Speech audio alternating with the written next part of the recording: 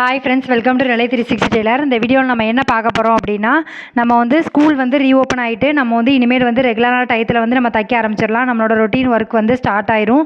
நீங்கள் டெய்லராக இருக்கீங்க அப்படின்னா உங்களுக்கு வந்து டெய்லி வந்து எந்த டைமில் வந்து தைக்கிறதுக்கு ஈஸியாக இருக்குது அப்படிங்கிறதையே கீழே கமெண்ட் பண்ணுங்கள், பார்க்கும்போது தெரிஞ்சுக்கிறேன். அதே மாதிரி இந்த ஒரு வாரத்தில் வந்து நான் எவ்வளோ சம்பாதிச்சேன், அது வந்து நான் எப்படி வந்து டைம் மேனேஜ் பண்ணேன் அப்படிங்கிறது தான் இந்த வீடியோவில் இருக்க போது.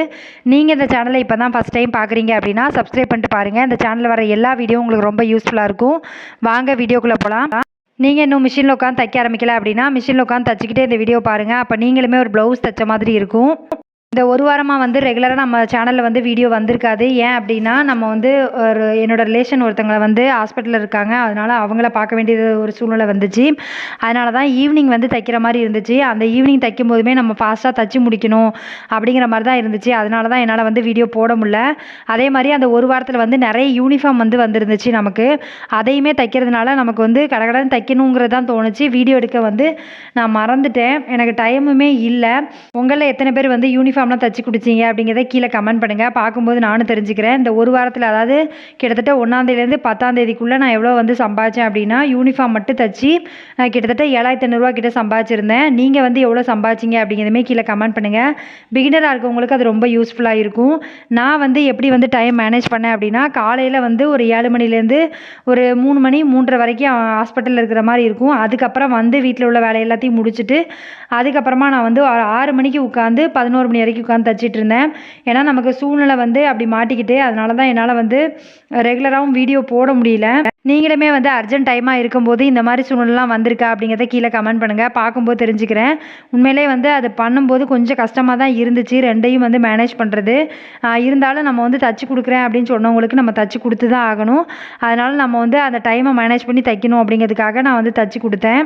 நீங்கள் வந்து இந்த மாதிரி சூழ்நிலையெல்லாம் வந்து சமாளிச்சிருக்கீங்களா அப்படிங்கிறத கீழே கமெண்ட் பண்ணுங்கள். எப்படி வந்து நீங்கள் மேனேஜ் பண்ணுவீங்க அப்படிங்கிறதையுமே கமெண்ட் பண்ணுங்கள், நானுமே தெரிஞ்சுக்கிறேன். உங்களுக்கு வந்து எந்த மாதிரி வீடியோ வேணும் அப்படிங்கிறதையுமே கீழே கமெண்ட் பண்ணுங்கள். அது மாதிரி ஏதாவது டவுட் இருக்குது அப்படின்னா எனக்கு தெரிஞ்ச வரைக்கும் நான் உங்களுக்கு வந்து கரெக்டாக சொல்கிறேன்.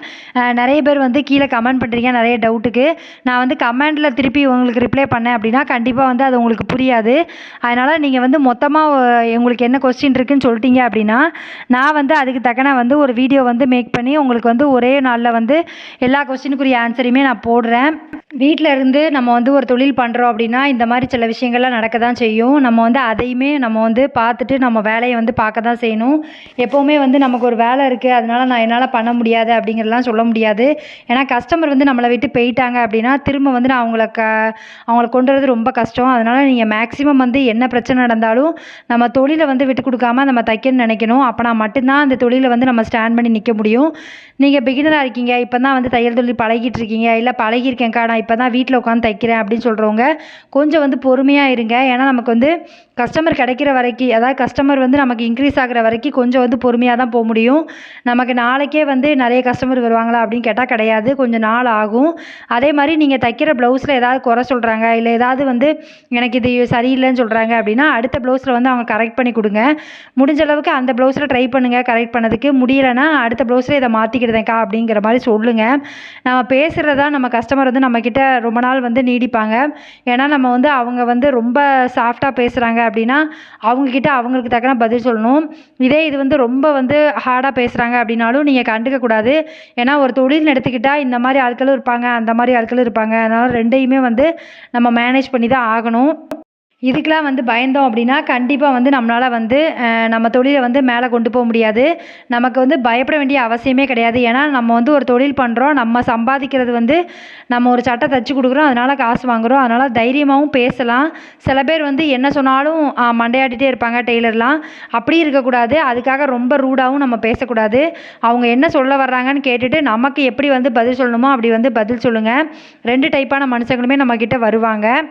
உங்களுக்கு வந்து தைக்கிறதுக்கு ஆள் வந்து வரலை அப்படின்னா நீங்கள் வந்து பக்கத்தில் ஏதாவது ஒரு கடை ஷாப் அந்த மாதிரி ஏதாவது ஒரு இடத்துல வந்து வீட்டில் கொடுத்து தைப்பாங்க, அதாவது வீட்டில் கொடுத்து தச்சு வாங்குவாங்க. அந்த மாதிரி இருக்குது அப்படின்னா அவங்கக்கிட்ட கொஞ்சம் ட்ரெயின் பண்ணுங்கள். ஏன்னா நமக்கு வந்து நிறைய ப்ளவுஸ் தைக்கும்போது தான் நம்ம கையும் திருந்தும், தையலும் கொஞ்சம் வந்து நீட்டாக மாறும். ஏன்னா ஸ்டார்டிங் ஸ்டேஜில் இருக்கிற மாதிரி ப்ளவுஸ் வந்து நம்ம ஒரு 2 வருஷம் கழித்து தைக்கும்போது இருக்காது, ஃபினிஷிங் வந்து நல்லாயிருக்கும். அதனால் நிறைய ப்ளவுஸ் வந்து டெய்லி தைக்கணும்னு நினைங்க. நம்ம டெய்லி தைக்கலை அப்படின்னா நமக்கு அந்த இன்ட்ரெஸ்ட் வந்து போயிடும். அதனால் மேக்ஸிமம் வந்து டெய்லியே தைக்கிறதுக்கு ஏதாவது ஏற்பாடு பண்ணுங்கள். ஸ்டார்டிங்கில் வந்து நீங்கள் தைக்க ஆரம்பிச்சிருக்கீங்க அப்படின்னா கண்டிப்பாக வந்து அமௌண்ட்டு கொஞ்சம் கம்மியாக வாங்குங்க. அப்போ தான் கஸ்டமர் நமக்கு வந்து நிறைய பேர் வருவாங்க. அதே மாதிரி நிறைய தைக்கணும் அப்படிங்கிற மாதிரி யோசிங்க. அமௌண்ட் வந்து அதுக்கப்புறம் சம்பாதிச்சிக்கலாம். ஏன்னா நம்ம தையல் வந்து கரெக்டாக ஆகிட்டு நம்ம தையல் அவங்களுக்கு பிடிச்சிட்டு அப்படின்னா நம்மளை விட்டு அவங்க எங்கேயும் போக மாட்டாங்க. நம்மகிட்ட தான் தைக்க கொடுப்பாங்க. அந்த மாதிரி நீங்கள் கஸ்டமரை வந்து உருவாக்குறது தான் கஷ்டம். அதை வந்து உருவாக்கிட்டீங்க அப்படின்னா கண்டிப்பாக வந்து உங்களால் வந்து இந்த தொழிலை வந்து கரெக்டாக வந்து மேனேஜ் பண்ணி கொண்டு போக முடியும். அதே மாதிரி ஒரு ப்ளவுஸு கட் பண்ணும்போதும் சரி, தைக்கும்போதும் சரி ரொம்ப கவனமாக செய்யுங்க. ஒரு சின்ன சின்ன மிஸ்டேக்கு தான் வந்து நம்ம ப்ளவுஸில் ஏதோ ஒரு ஆல்ட்ரு வர்ற மாதிரி வச்சுரும். அதனால் தைக்கும்போதும் சரி, கட் பண்ணும்போதும் சரி, நீங்கள் அதை மட்டும் மனசில் வச்சுட்டு தைங்க. தைக்க உட்காந்துட்டீங்க அப்படின்னா நீங்கள் ஒரு டெய்லர், அதை மட்டும் மனசில் வச்சுக்கோங்க. ஏன்னா நம்ம வந்து அடுத்தவங்க ப்ளவுஸை வந்து தைக்க போகிறோம். அது வந்து அவங்க காசு கொடுத்து வாங்கியிருப்பாங்க. அதனால் நம்ம அதை வம்பாக்கிடக்கூடாது. அதனால் நீங்கள் பிகினராக இருக்கவங்க கொஞ்சம் பார்த்து ஜாக்கிரதையாக தைங்க. ஒவ்வொரு தடவையும் வெட்டதுக்கு முன்னாடி ஒரு தடவைக்கு 2 தடவை வந்து செக் பண்ணுங்கள். இந்த கையில் வந்து என்னென்னா இந்த கை வந்து சுருக்கம் விழுது அப்படின்னாங்க. அது ஏன் அப்படின்னா அந்த அரை இன்ச் வந்து எக்ஸ்ட்ரா இருந்துச்சு. அதனால தான் அதை தான் வந்து அதில் கோடு போட்டு காமிச்சேன். நீங்கள் வந்து இந்த மாதிரி சின்ன சின்ன விஷயம் வந்து தப்பு இருக்குது அளவு ப்ளவுஸில் அப்படின்னாலும் கரெக்ட் பண்ணி தைக்கிறத வந்து கற்றுக்கோங்க. கஸ்டமர் வந்து ஒரு ப்ளவுஸில் இந்த மாதிரிலாம் எனக்கு பிரச்சனை இருக்குது அப்படின்னு சொல்கிறாங்க அப்படின்னா அதை வந்து எப்படி சரி பண்ணுறதுன்னு பாருங்கள். அப்படின்னா தான் நான் உங்களால் வந்து அந்த ப்ளவுஸை வந்து கரெக்டாக தைச்சி கொடுக்க முடியும். அளவு ப்ளவுஸில் நிறைய பேருக்கு வந்து தப்பாக இருக்கும். அளவு ப்ளவுஸில் உங்களுக்கு ஏதாவது சந்தேகம் இருக்குது அப்படின்னா அந்த ப்ளவுஸை வந்து போட்டு பார்க்க சொல்லுங்கள். போட்டு உங்கள்கிட்ட காமிச்சிட்டாங்கன்னா உங்களுக்கு ஒரு ஐடியா கிடைக்கும் எந்த இடத்துல வந்து ஆல்ட்ரு பண்ணணும் அப்படிங்கிறது.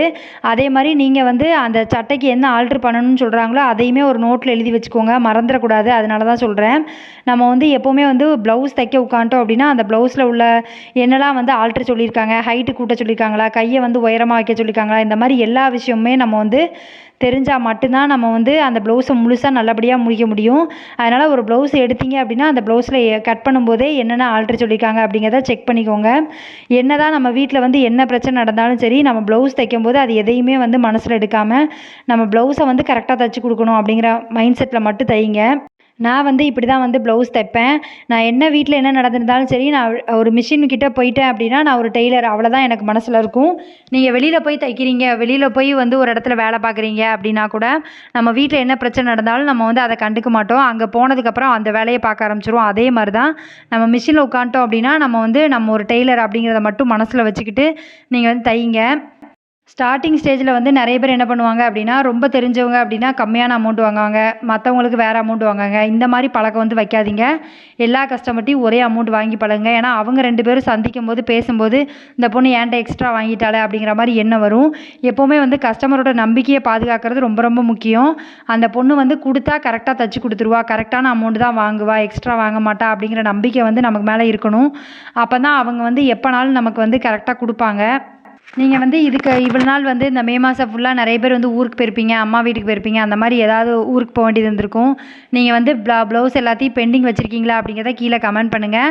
அந்த பெண்டிங் ப்ளவுஸ் எல்லாத்தையுமே எடுத்து நாளையிலேருந்து நம்ம தைக்க ஆரம்பிக்கணும் அப்படிங்கிற மாதிரி மைண்ட் செட்டில் வந்து இன்றைக்கி தூங்க போங்க. உங்களால் முடிஞ்சால் எத்தனை ப்ளவுஸ் வந்து கட் பண்ணி வைக்க முடியுமோ நைட்டே வந்து கட் பண்ணி வைங்க. அப்போனா தான் நம்மளால் வந்து மறுநாள் தைக்க முடியும். எப்போவுமே வந்து நம்ம வேலையை வந்து தள்ளி போட்டுட்டே இருக்கோம் அப்படின்னா நமக்கு தான் பிரச்சனை. ஏன்னா ஒரே நாளில் எல்லா கஸ்டமரும் கேட்கும்போது நம்மளால் கொடுக்க முடியாது. அதனால் மினிமம் வந்து நீங்கள் ப்ளவுஸை வந்து டெய்லி அதை எத்தனையா பிரித்து தைக்க முடியுமோ அந்த மாதிரி பிரித்து தைங்க. இவ்வளோ நாள் வந்து நமக்கு பிள்ளைங்களுக்கு லீவ் இருந்துச்சு, பிள்ளைங்க வீட்டில் தான் இருந்துச்சு, அதனால் என்னால் தைக்க முடியல, டைம் இல்லை அப்படின்னு சொன்னீங்க. இனிமேல் ஸ்கூலும் திறந்துருச்சு. இனிமேல் வந்து நம்ம தைக்கணும் அப்படிங்கிற மைண்ட் செட் மட்டும் தான் நமக்கு இருக்கணும்.